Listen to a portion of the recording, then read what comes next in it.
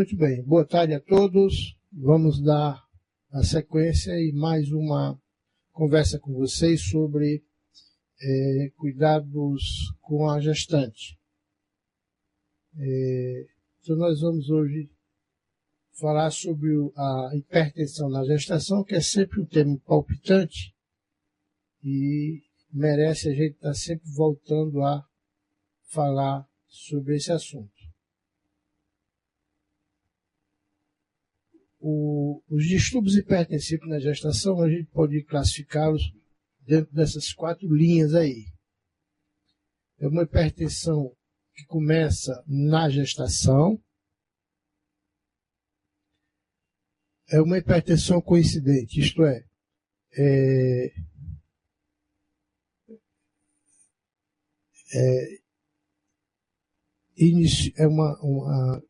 ela iniciou, fez um quadro hipertensivo e em seguida engravidou. Uma hipertensão que é agravada pela gestação, no caso da hipertensão coincidente. E a hipertensão transitória, isto é o caso de uma hipertensão coincidente, que ela pode ser agravada pela gestação, ou ela pode ser transitória, ela vem e desaparece. Então, basicamente, seriam essas as classificações. Mas, na verdade, o que nos interessa mesmo, de tudo isso que a gente falou, é a hipertensão induzida na gestação. Isto é, uma vez grávida, essas mulheres desenvolvem um quadro hipertensivo, mas oportunamente ou oportunisticamente no 3º trimestre da gestação. Quando você tem uma hipertensão de 1º trimestre da gestação,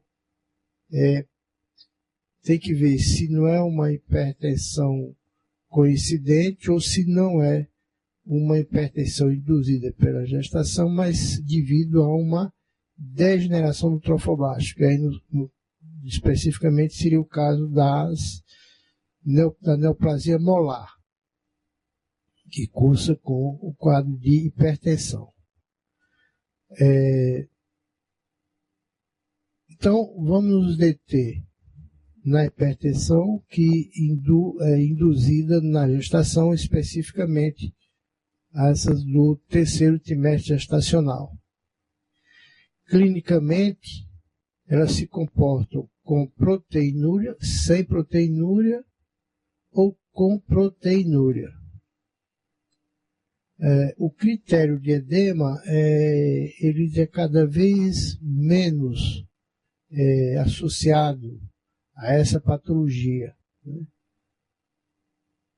O que mais importante aí é a hipertensão e você mede a proteinúria, sem ou com proteinúria. Se essa paciente, essa gestante, tem proteinúria, ela recebe o nome de uma gestação pré-eclâmptica.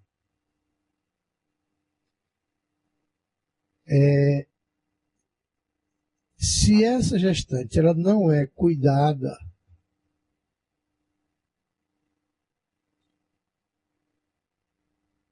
se essa gestante ela não for cuidada, ela vai evoluir para o quadro convulsivo. Então, o quadro convulsivo, nós chamamos isso de eclâmpsia.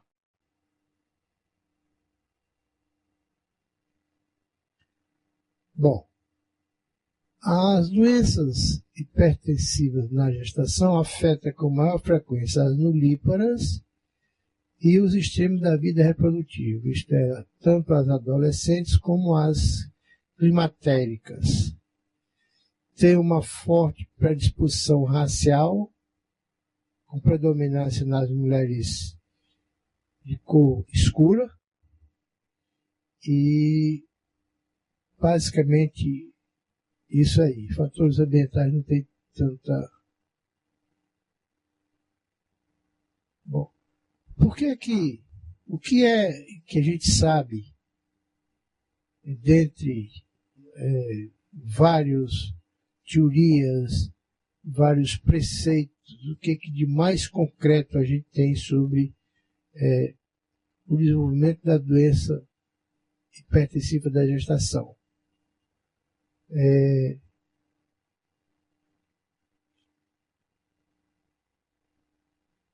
Alterações nas vilosidades coriônicas, muito provavelmente por um aumento exagerado na produção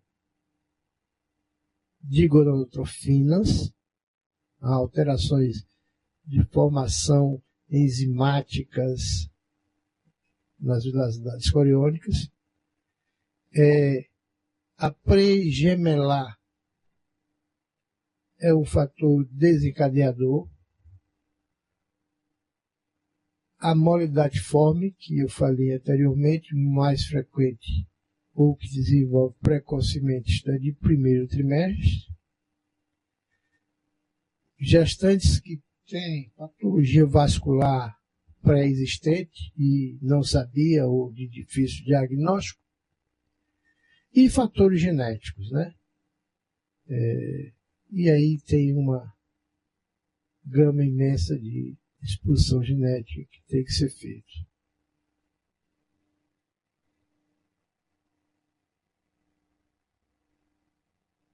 Bom, por que a gente tem que ter em mente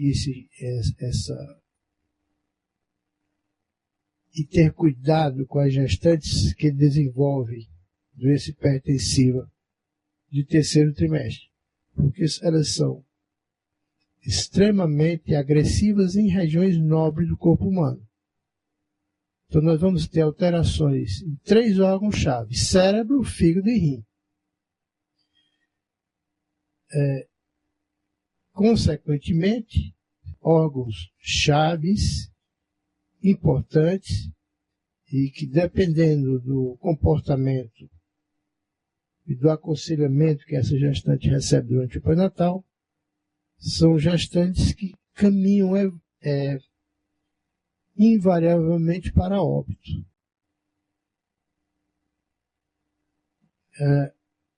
Porque desenvolvem coma,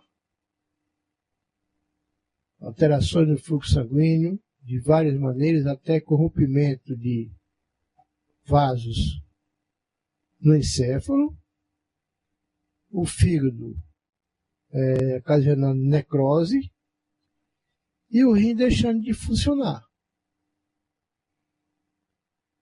e levando a uma degeneração que é chamada necrose cortical renal. Então, são fatos que caminham invariavelmente para essas alterações nesses órgãos vitais e que são de péssimos prognósticos para nossas gestantes. Bom, dito isso, esse apanhado macro das doenças hipertensivas na gestação, quais são os aspectos clínicos que nós deveremos considerar? 2 coisas são extremamente importantes e fáceis de ver no ambulatório. Primeiro, medida de pressão arterial e peso. Por isso que a gente, quando fala de pré-natal para vocês, a gente diz que é obrigatório fazer a medição da pressão arterial e do peso no ambulatório, no seu posto de saúde, onde você trabalha. E procurar manter sempre os mesmos aparelhos, a mesma balança, o mesmo aparelho esfigmomanômetro, porque muitas vezes você tem essas calibrações de maneira diferente. Então, a partir de um dado momento, você tem uma PA diastólica acima de 90 ou igual a 90 e passa a ter um ganho ponderal que em média estava base de 1 kg por semana, 3 kg em um mês, você passa para 4, 5 quilos em um mês, né?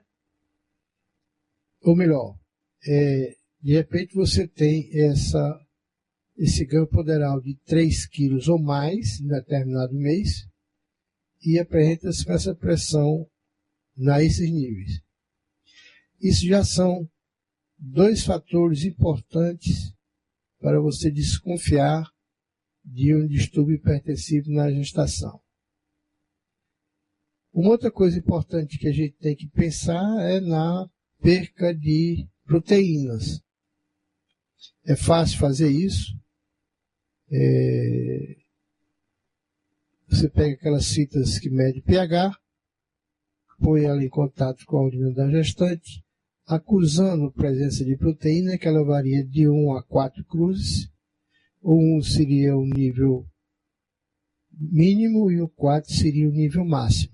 Dependendo dessa variação, você pode concluir ser uma doença hipertensiva de média intensidade ou de gravíssima intensidade. Se puder dosar a proteína de 24 horas, você faz. E toda vida que você tem acima de 300 mg está constatado uma proteinúria. Via de regra, essas pacientes, dependendo do nível pressórico e do nível de proteinúria, elas podem se apresentar com cefaleia, dor epigástrica e distúrbios visuais. Quanto maior for essa sintomatologia clínica dessas nossas gestantes, pior será o prognóstico. Pacientes com distúrbios visuais e cefaleia, isso é sugestivo de que ela está próxima a fazer uma convulsão, né? E uma vez feita a convulsão, você pode também complicar com a distensão da cápsula de Wilson, distensão na cápsula do fígado, e você fazer uma lesão, e aí isso resultar em um quadro de hemorragia abdominal e de difícil controle, e o óbito está muito próximo dessa gestante. Então é realmente uma situação extremamente difícil e que para vocês aí no interior é extremamente difícil porque não contam com suporte anestésico, suporte de UTI para dar vivência a esse quadro. O mais fácil ainda é pegar a ambulância e transferir essa paciente para um hospital terciário.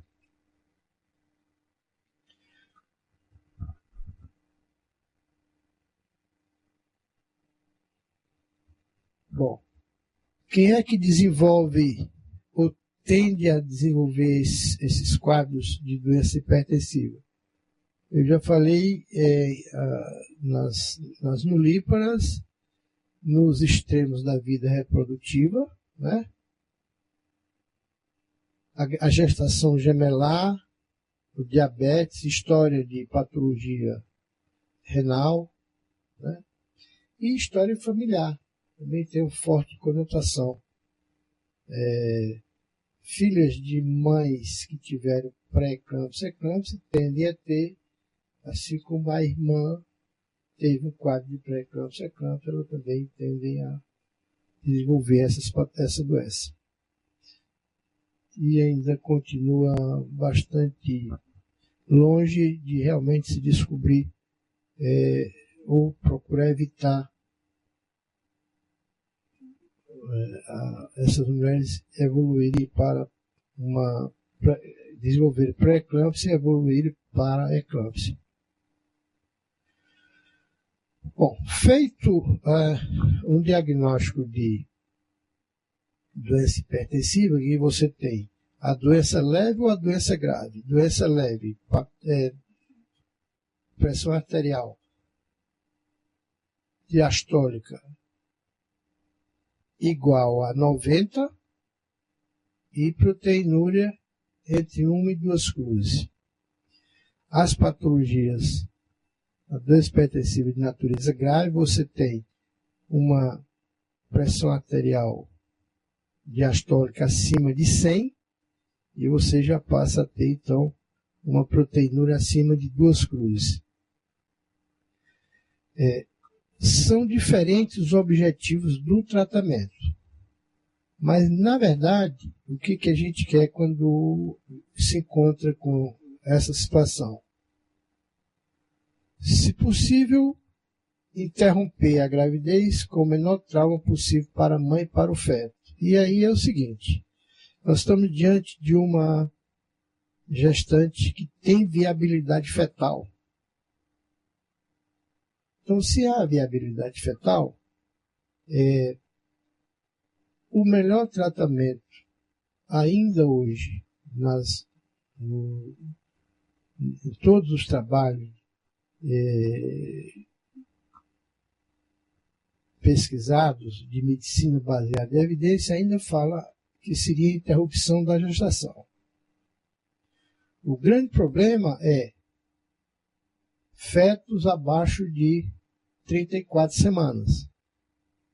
Que aí nós vamos precisar de suporte de neonatologia, com especialistas em neonatologia e UTI adequada para isso.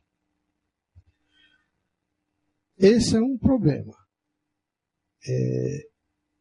Se, de repente, vocês estão diante de uma gestante com menos de 34 semanas, faz o esquema básico de atuação para evitar complicações maiores e pedir vaga nos hospitais terciários, né? Pega a ambulância e transfere a gestante. Com isso, a gente está preservando o bebê, né? Ele tem um desenvolvimento bem, e também preservando a saúde da mãe.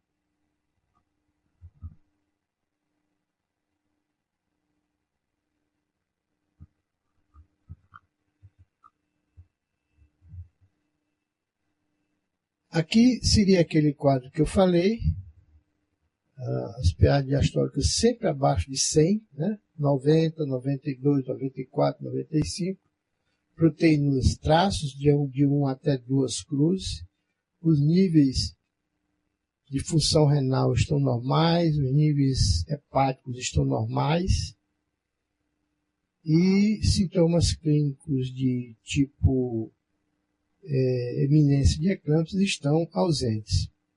Essas pacientes poderão ser tratadas a nível ambulatorial, associando um hipotensor. E controle rigoroso a nível ambulatorial semanalmente. Manda essa gestante vir para o ambulatório e fazer a medição no mesmo aparelho de esfigmomanômetro, colher o peso novamente, e é importante também afastar quadros de infecção, especialmente da infecção urinária. Com isso, você controla esse nível de hipertensivo e ganha aí 1 semana, 2 semanas, 3 semanas, especialmente se é uma gestante com fetos na idade limítrofe, né, abaixo de 34 semanas. Você consegue controlar. Se não controla o nível de pressão e nem de proteinúria, você sai para um quadro de hipertensão grave.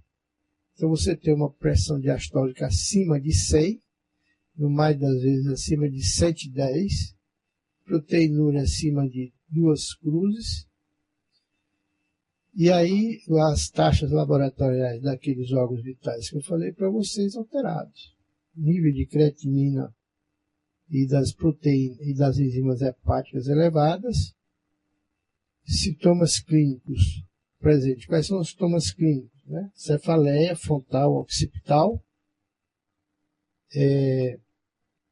turvação visual, isto é, obnubilação, você está vendo ela não está a vista escurecendo. Então, isso são sinais de eclâmpsia. E eclâmpsia é o ápice da complicação dessa patologia, porque quando ela faz eclâmpsia, ela faz espasmo dos vasos cerebrais. Então isso traz uma série de complicações. Então, para evitar isso, nessa situação aqui, essas pacientes deverão ser obrigatoriamente internadas e entrar com a prevenção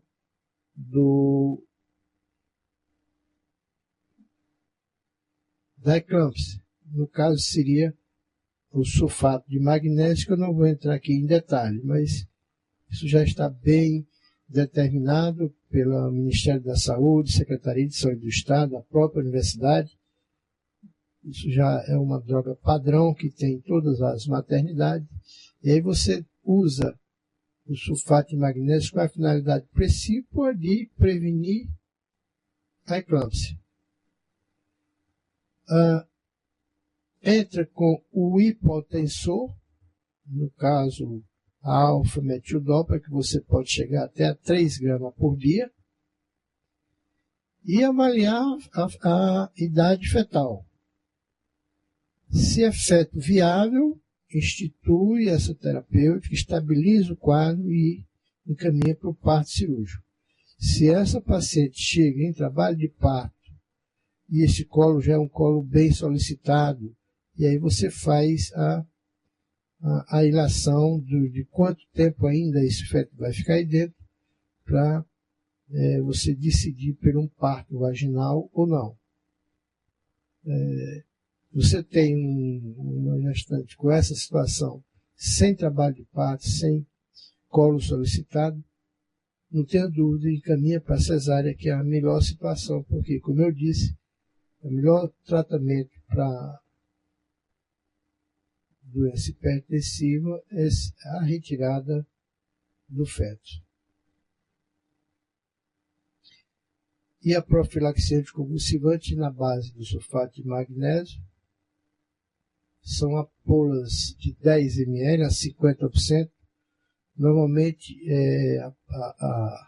a padronização é 100 ml de soro glicosado, e você pega 12 ml de sulfato de magnésio e corre isso em 30 minutos.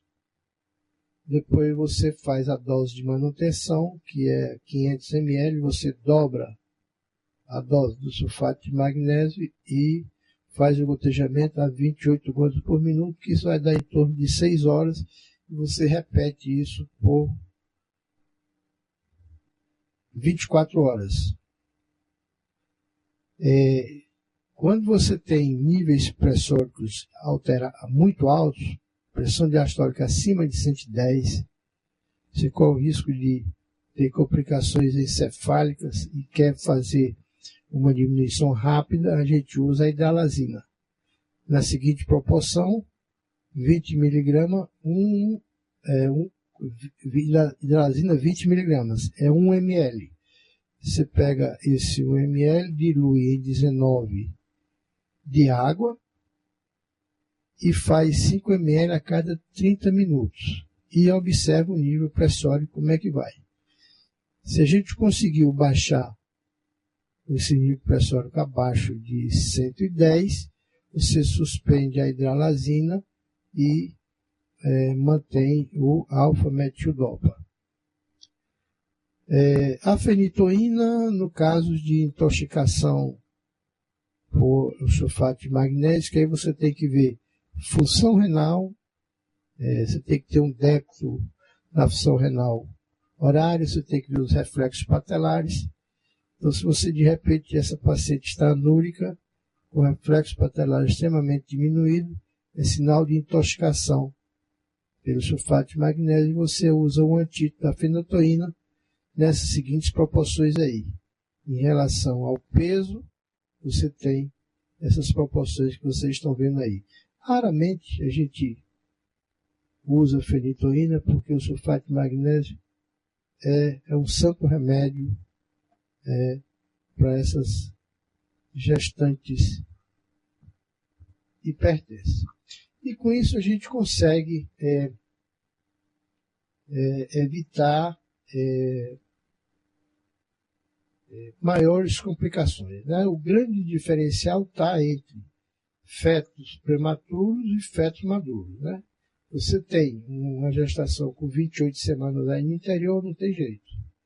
Você não fica com essa mulher aí. Institui essa terapêutica e transfere ela para o hospital terciário, porque se houver alguma complicação, se faz a cesárea, encaminha esse feto e provavelmente a mãe para as unidades de terapia intensiva. Até porque dificilmente você vai conseguir ganhar muitas semanas, no caso, por exemplo, de uma gestação com 28 semanas com uma doença hipertensiva grave. Instituir a terapêutica e daí um período de entre 6 e 12 horas e tratar de tirar o feto, que é ainda o melhor tratamento para isso. Encaminha esse fetinho para as UTIs e a mãe, se for o caso, para a UTI materna. Então, eu acho que era o último slide, era isso que eu tinha para mostrar a vocês. Então, muito obrigado e até uma próxima oportunidade.